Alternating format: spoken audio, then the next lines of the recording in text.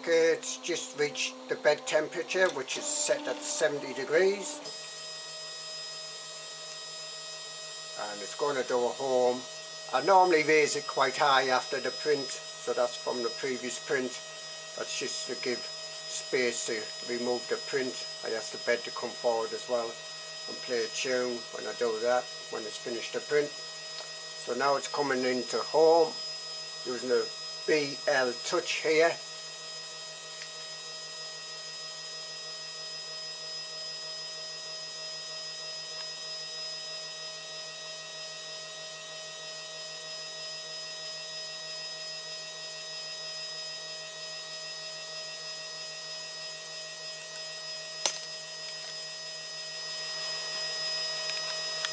Focus there. This camera, whenever I zoom in on this camera, it will go out of focus. So there it's touching down, and then it will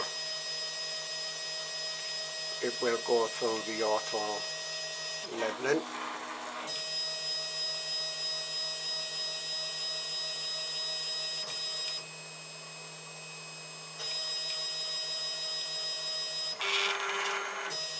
So 9 points. Listening to that as it moves across, it sounds like the bearings in one of these sort of linear bearings here is a bit iffy. I mean, this has been recently lubricated with oil and such like, so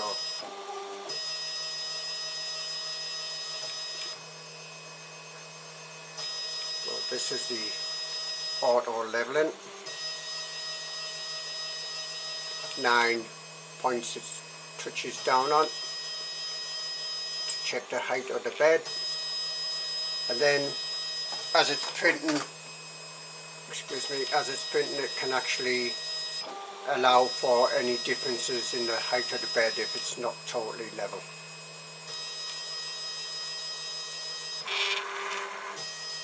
It seems to be only as it's moving, like part of this area here.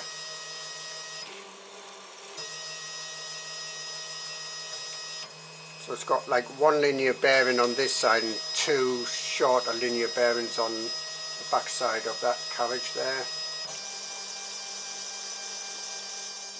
And then I ask it to raise up.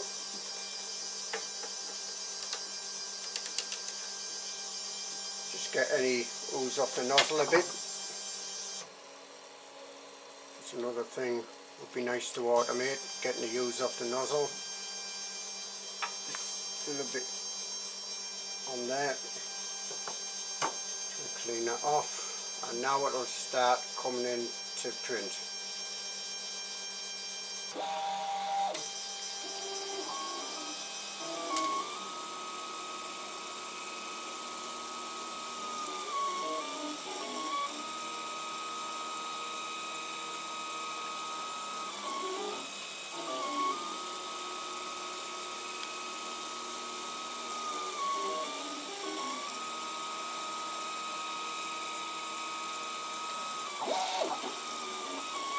Just let the start of this begin, and then I'll be putting it on a time lapse, because this is about 2.5 hour print, give or take 5 minutes or so.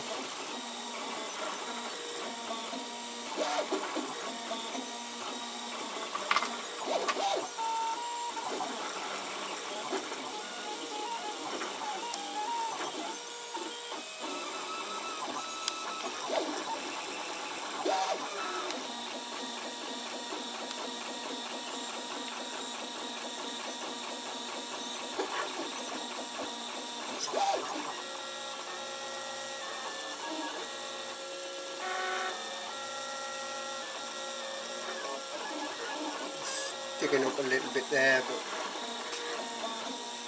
getting the ooze off the nozzle.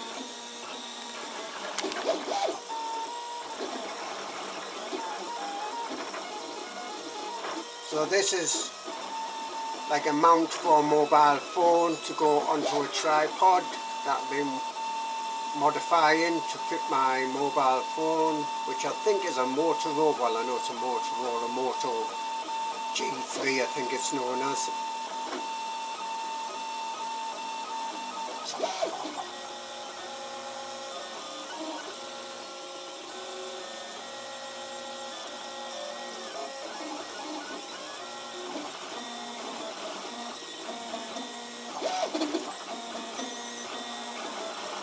as you see, using this BLTouch, that's like a auto bed leveling probe. Very good. Saves me a lot of having to muck about, because before I had a manual thing that I had to swing down on with a micro switch on the end. And if you don't have auto bed leveling on your printer, well, I really recommend it.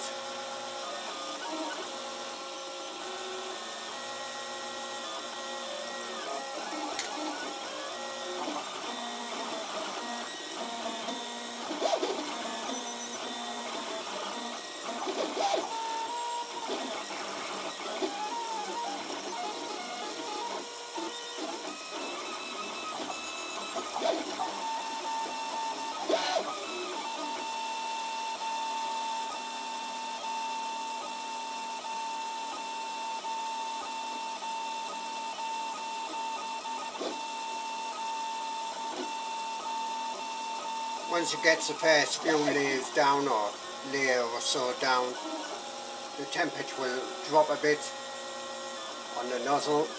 So the nozzle is set to 180 at the moment. Normally it's 190 for the first layer, then it's 180 for the other layers. The bed is set to 70 degrees throughout this print. It is PLA 1.75, although it measures more near 1.7. E3D version 6 hot end with a 0.4 nozzle on, printing on blue painter's tape, which has been used a little bit, but it's been cleaned off with isopropyl alcohol. Right, I'll get this on the time lapse.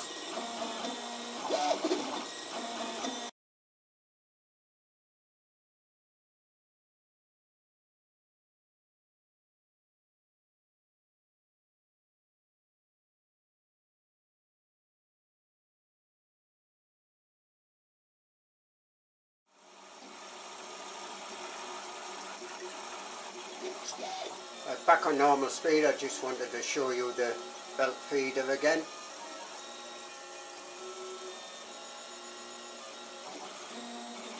I've reduced the retraction down to 0.7 and reduced the speed down as well to, well, it was at 60 millimeters per second, now it's at 40 millimeters per second. The retraction was set to 2 millimeters, which is about the maximum for the E3D version 6 hot end on a Bowden tube, I believe. Recommended anyway.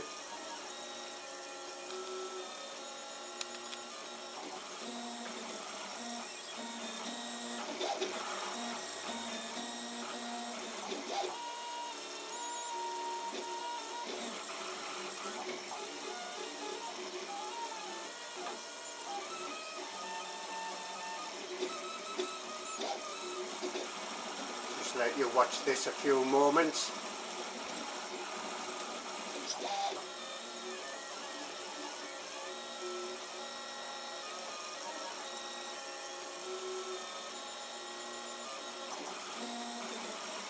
You'll probably see how it goes backwards a little bit there. I did cut out a like arrow shape, you see there, just out a sort of address label, self-adhesive address label, and stick it on so I can always check that it is going in the right direction when it's feeding and that it is turning. Sometimes it can be hard to tell that it is turning because the feeding mechanism can feed quite slowly, very slowly. There's a bit of a look at that.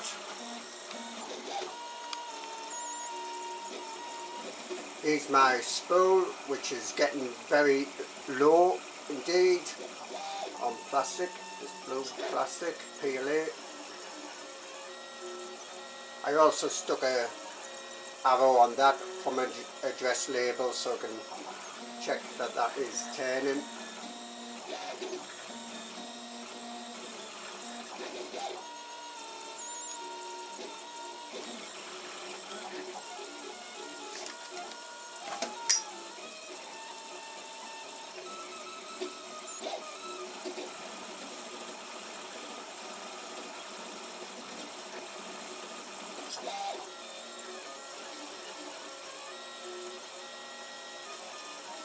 This is my carriage here, E3D version 6 hot end on there, 0.4 nozzle, 1.75 Bowden tube basically, BLTouch Probe, blue painter's tape that was cleaned off with isopropyl alcohol.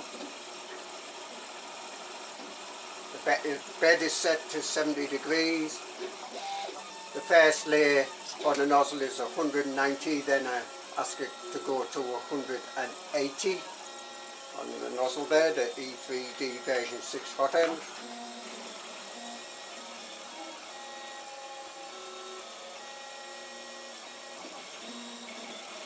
So let you watch it from this angle for a few moments.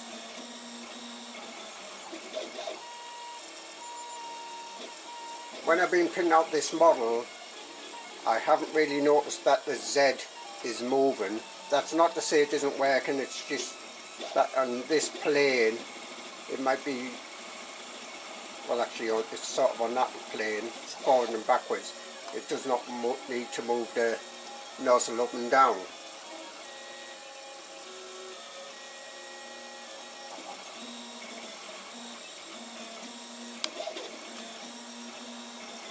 There's a Bowden tube going over there and the belt drive feeding mechanism. I do have fins cemented onto all my steppers, like heatsink fins. I think they help reduce the temperature of the steppers a bit. You see my filament feeding up here, not really the best way to feed into the feeding mechanism, I don't think. It seems to work reasonably well.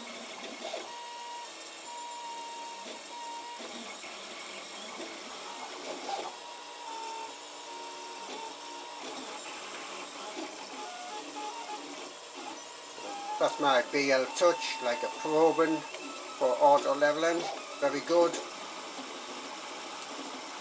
Took a bit of tweaking and such like in the config file and the Z probe setting, and to get fastened, well it's just bolted on there. There's some springs so I can adjust it a little bit up and down if I need to. Caused me no problems once I updated Marlin. Originally it wasn't working, but I had to update Marlin for this probe to work. BLTouch, I'll put the details down below.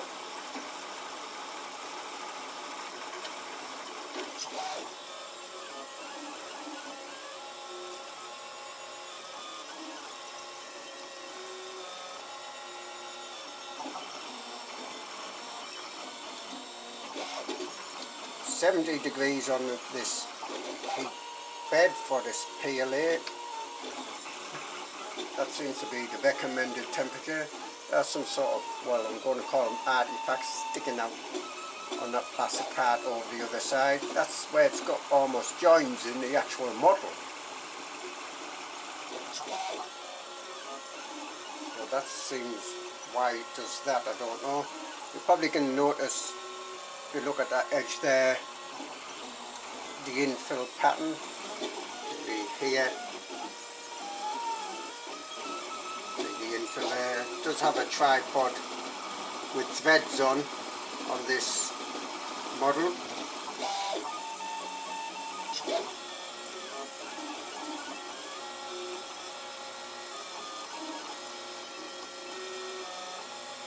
So it's coming up to about an hour in this print.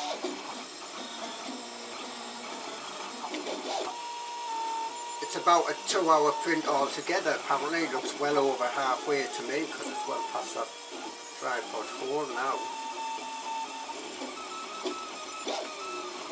So I might have the timing wrong there.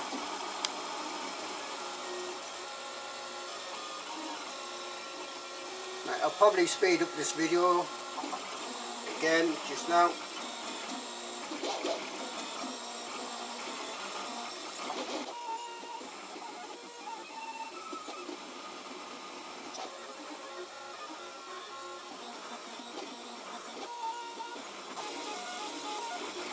probably might just make out some of the threads in that tripod hole there.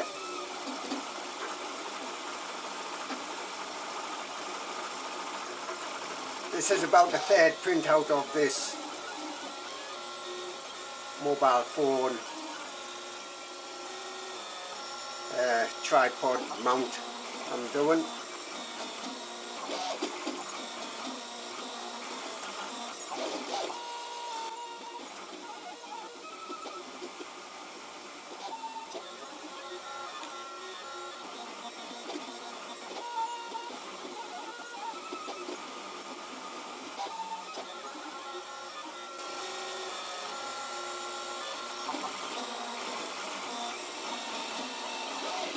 So you can see some of the artifacts there. As I say, that's mainly where there's joins in the model.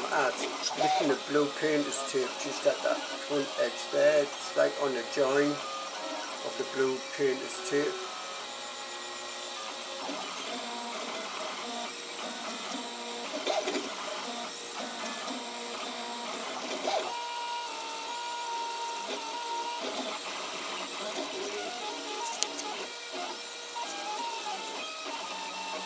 Very hard to get in at that edge there, and that blue painter's tape to press it back down.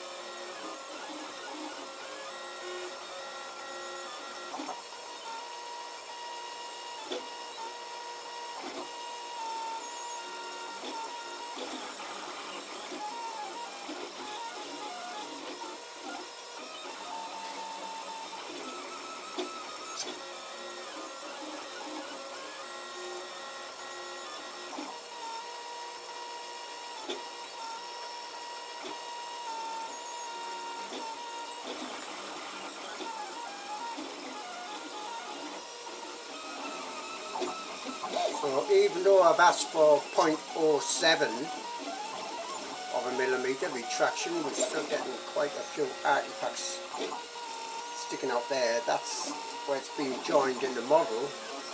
So how come the joins in the model are almost getting transferred over to the print? Ah, there it is, it's finishing off. So yes, I did have enough filament.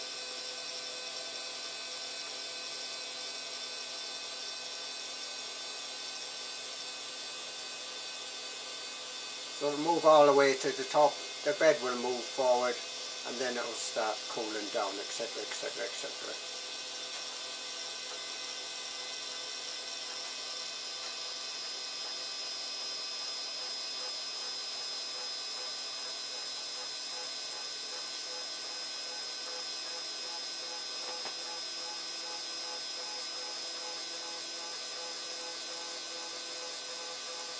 You see the lights I've put on this printer frame and on the hot end there, and I ask it to play a tune. You see a bit of end filament here, very fine like a hair. Basically I'm going to leave it now, good half hour for the bed to cool down. The bed is set to 70 degrees, it's on 65 now, so it'll take a while for this bed to cool down. It's basically aluminium sheet there, the blue paint is tape on top. Okay, it's been quite a few minutes now. Bed's at 22 degrees. Do it like that and it's come off quite easily there.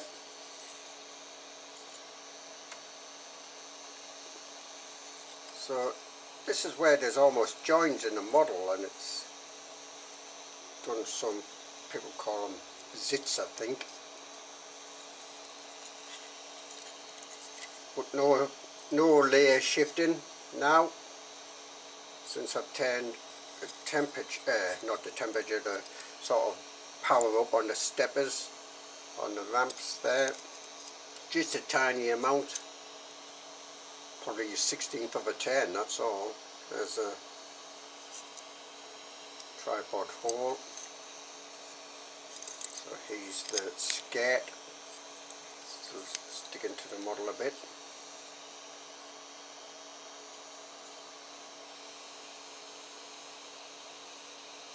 Obviously a lot of this will pull off.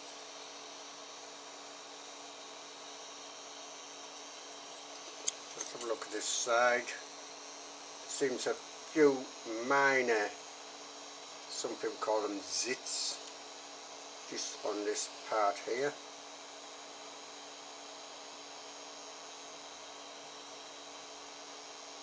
So that's with the retraction set at 0.7.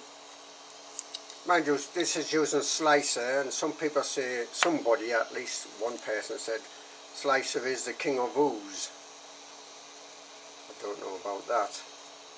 I might try to do this same model using Cougar.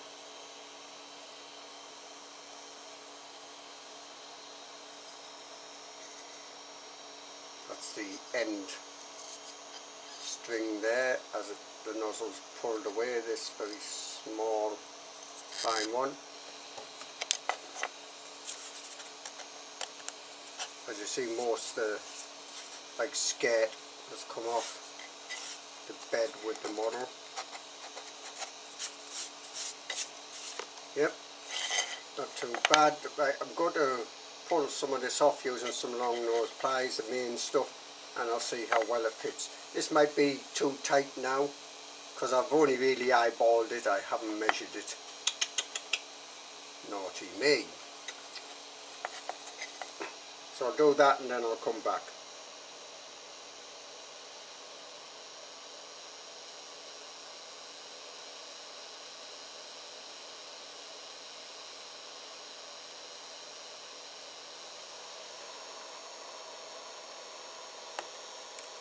So alright, the bed's cool now. So basically I was just almost knocking these long nose pliers over, and most of them were just breaking off, these things that were sticking out. Almost a bit like support. So got a bit of a string on there, very fine. But now this clips in there. Oops, let me show you that again because I knocked the camera off there. It does clip, it's got good fit that. I mean I can actually I can even pull on this. I am putting that under quite, I mean it will move a bit there, but that's in there solid, it's not going to slide out now when I shake it. And I can still, it's quite hard to do actually, clip it on and clip it off. Let me have a look at this curvature here. Bit of a gap there, but it's probably okay. I need to clean out the hole for the tripod. This does have the tripod thread built into it. Oh yes, this did, you know, when I said about the painter's tape lifting on the edge, this did sort of curl up a bit here where that was a curving, just on that bottom sort of side there.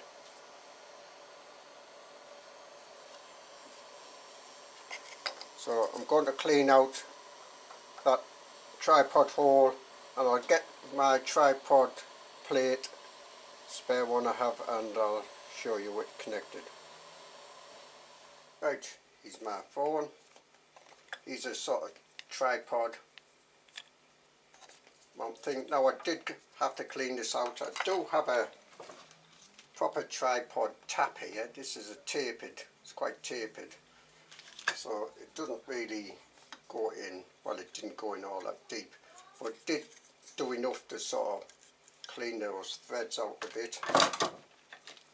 And yes, this is definitely distorted where that painter's tape was coming up just right on the edge there, but it's fine. I can screw this in here. Yeah, I wasn't sure if I, let me move this light over a bit and then tighten that up quite tight. I mean that's on there tight there, and then I can click my camera in. You hear that gives a good satisfying clip, and that is in there. I'm shaking that.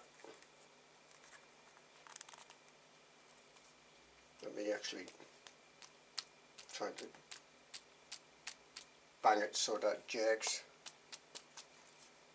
The only thing with this one is that this part here does go over this sort of volume button here on this phone.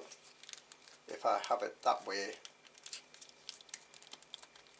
a bit hard with the camera here. See, it clips in there very nicely. If it's that way up, well, it's still pressing on that button I think under there. If I put it in about the centre, that is. So I might want to cut like an extra slot in this side to allow for, so we've got the light in here, as I'm trying to say is I might want to cut a slot in here to allow for that button if it's that way up, and then just push that up to release it.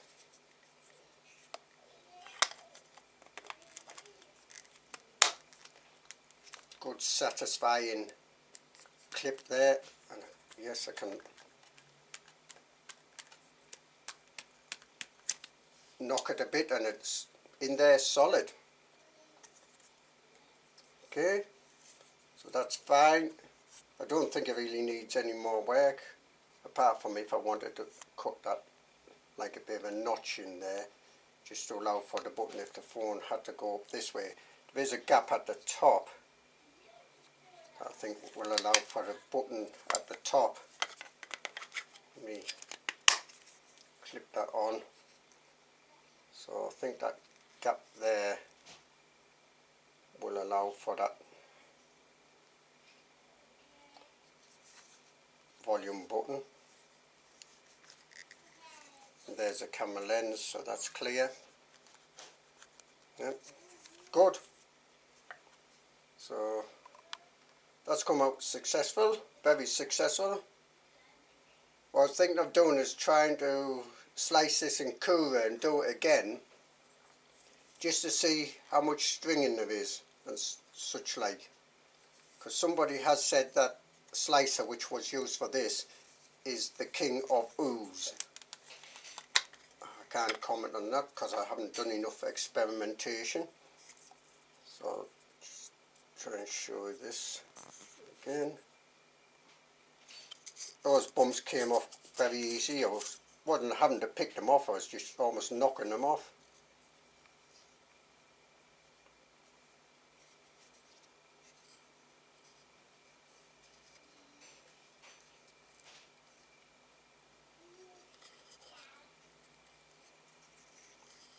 A bump there to sort of grip and get hold of.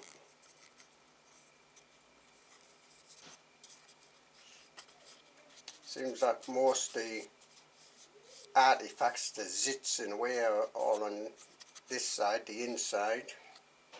As I said, there's joins in the model about here. It's almost like it's left an impression of the joins that were made in the model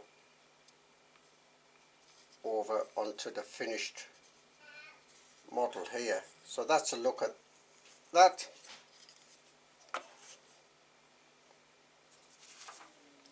Clip it back in.